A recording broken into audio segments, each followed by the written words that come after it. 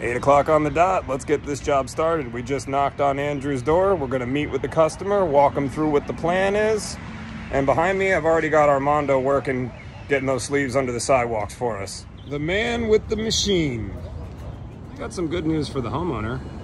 Their internet run is an aerial drop, and there's no way we will hit that. So, no chance the internet will go out today.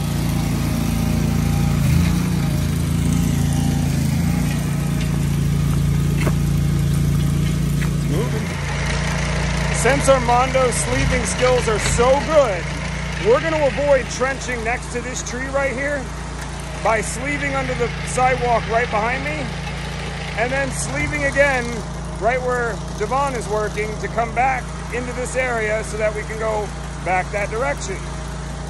Devon's got the trencher going. I got two guys back behind the house digging up the valve manifold. We're taking this poly pipe system to a PVC system. Executing a job efficiently means that everybody has to be doing their part. And as you can see around me, everybody's doing what they need to do, and everything's running nice and smooth. Pipe's here. Oh. Cave-in pizza party. Pizza's here.